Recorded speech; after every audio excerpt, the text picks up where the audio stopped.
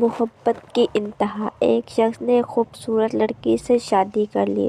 بہت محبت کرتا تھا اپنی بیوی سے، مگر ایک دن اس کی بیوی کو جلد کی بیماری لگ گئی جس سے اس کی خوبصورتی روز بروز گھٹتی جا رہی تھی۔ ایک دن اس کا شوہر کسی سفر پر نکلا۔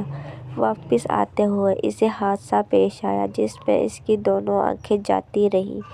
خیر، ان کی ازواجی زندگی یوں ہی چلتی رہی اور اس کی بیوی کی خوبصورتی مزید گھٹتی رہی، مگر اندھے آدمی کو اس بات کا کوئی علم نہیں تھا، لہٰذا ان کی زندگی پر اس کا کوئی اثر بھی نہ پڑا۔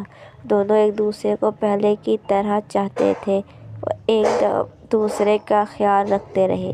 خدا کا کرنا ایسا ہوا کہ ایک دن اس لڑکی کا انتقال ہو گیا۔ اس کا شوہر نہایت غمگین تھا اس صدمے سے، جس کے باعث اس نے اپنا سب کچھ فروخت کر ڈالا اور اس شہر کو چھوڑ کر دوسرے شہر جانے لگا۔ جاتے ہوئے راستے میں ایک شخص نے پیچھے سے آواز دی اور کہنے لگا، اکیلے کیسے جاؤ گے؟ اب تک تو آپ کی بیوی آپ کی مدد کرتی رہی، آپ کا خیال رکھتی رہی اور آپ کی آنکھیں بنی رہیں۔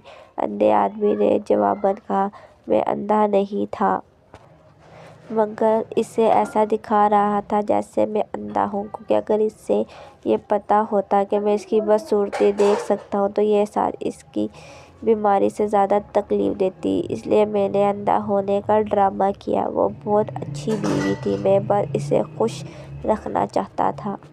قطب الدین ایبک شکار کھیل رہے تھے۔ انہوں نے تیر چلایا اور جب شکار کے نزدیک گئے تو دیکھا کہ ایک نوجوان ان تیروں سے گھائل ہو کر گر پڑا ہے اور تڑپ رہا ہے۔ کچھ ہی پل میں وہ گھائل نوجوان مر گیا۔ پتہ کرنے پر معلوم ہوا کہ وہ پاس کے ہی ایک گاؤں میں رہنے والی ایک بزرگ عورت کا اکلوتا سہارا تھا۔ وہ جنگل سے لکڑیاں چن کر بیچتا اور جو ملتا اسی سے اپنا اور اپنی ماں کا پیٹ پالتا تھا۔ قطب الدین ایبک اس کی ماں کے پاس گئے اور بتایا کہ ان کے تیر سے غلطی سے اس کے بیٹے کی موت ہو گئی ہے۔ ماں روتے روتے بے ہوش ہو گئی۔ قطب الدین خود کو قاضی کے حوالے کیا اور اپنا جرم بتاتے ہوئے اپنے خلاف مقدمہ چلانے کی اجازت دی۔ قاضی نے مقدمہ شروع کیا۔